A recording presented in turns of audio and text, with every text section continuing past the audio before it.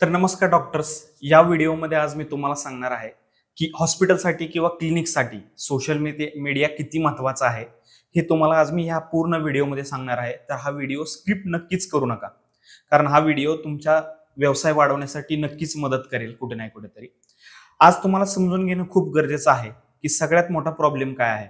Patient हॉस्पिटलला visit करण्या अगोदर सोशल मीडियावरती हॉस्पिटलचे रिव्ह्यू चेक करतो.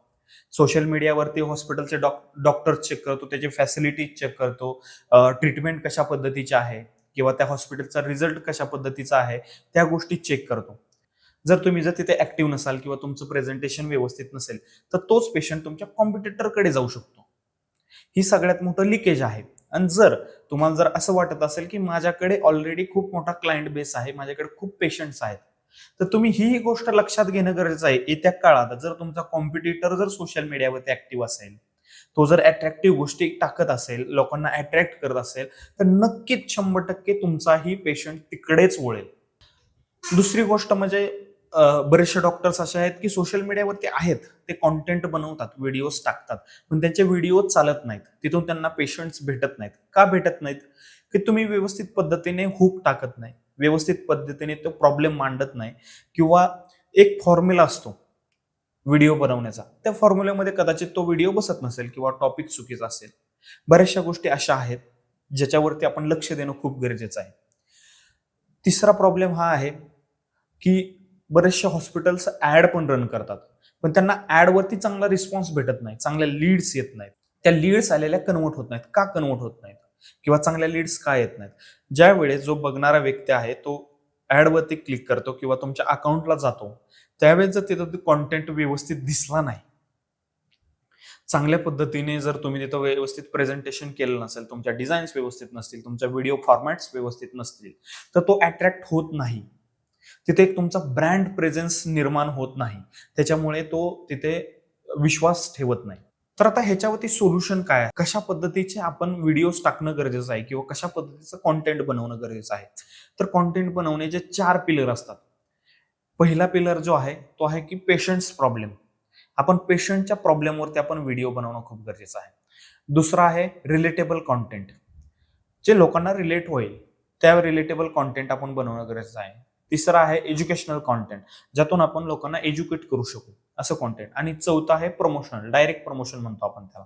आता हे एक आपण उदाहरणासहित आपण समजून घेऊयात. तर IVF सेंटर आहे आणि त्याच्यासाठी आपल्याला कॉन्टेंट प्लॅन करायचा आहे, तर आपण ते कशा पद्धतीने करू शकतो हे एक उदाहरणातून समजून घेऊया. जर आपल्याला पेशंट प्रॉब्लेम याच्यावरती जर आपल्याला व्हिडिओ बनवायचा आहे, तर टॉपिक कुठला घेणं गरजेचं आहे? रिपोर्ट नॉर्मल असूनही कन्सिव्हिंग होत नाही का? हा एक पेशंटचा प्रॉब्लेम असू शकतो. ह्याच्यावरती आपण जर व्हिडिओ बनवला तर तो बऱ्यापैकी आपला व्हायरल होऊ शकतो. दुसरा टॉपिक जो आहे रिलेटेबल कॉन्टेंट. रिलेटेबल कॉन्टेंट काय असू शकतो की IVFचे मिथ्स आणि फॅक्ट्स, हा रिलेटेबल कॉन्टेंट असू शकतो.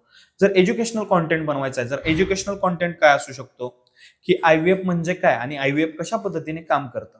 आणि चौथा पिलर जो आहे की डायरेक्ट प्रमोशन, त्या डायरेक्ट प्रमोशन मध्ये आपण डायरेक्ट आपल्या हॉस्पिटलचं प्रमोशन करू शकतो. तर आता मी माझ्या संदर्भात सांगतो. मी राहुल सूर्यवंशी, पुण्यामध्ये फक्त हेल्थ केअरसाठी आम्ही digital marketing, social media marketing करतो. आम्ही एक्सपर्ट आहोत याच्यामध्ये. आणि आम्ही कशा पद्धतीने काम करतो हे मी तुम्हाला एक थोडक्यात सांगतो. सगळ्यात पहिल्यांदा आम्ही रिसर्च करतो की हॉस्पिटल कशा संदर्भात आहे, आपण त्याच्या अराउंड कशा पद्धतीने कॉन्टेंट बनवू शकतो, आपण मार्केटमध्ये कशा पद्धतीचं कॉन्टेंट ऑलरेडी आहे त्या हॉस्पिटलच्या रिलेटेड, किंवा ती जी सर्व्हिस तुम्ही जर IVF आपण उदाहरणार्थ घेतलं तर IVFच्या संदर्भात कुठल्या कुठल्या गोष्टींवरती आपण कॉन्टेंट बनवू शकतो, हा आपण रिसर्च करतो. त्याच्यानंतर आलं स्क्रिप्टिंग. स्क्रिप्टिंग पण खूप महत्वाचं आहे की कुठल्या कुठल्या गोष्टी कशा बोलण्या गरजेचं आहे, हुक कसा असणं गरजेचं आहे, आपण प्रॉब्लेम आणि त्याचं सोल्युशन कशा पद्धतीने प्रेझेंट करणं गरजेचं आहे. आपण ह्या सगळ्या गोष्टी आपण त्याच्यामध्ये कव्हर करून घेतो. दुसरं आहे शूट. आपण हॉस्पिटलमध्ये लाईव्ह लोकेशनला येऊन आपण शूट करतो कॉन्टेंट. तिसरा आहे एडिटिंग.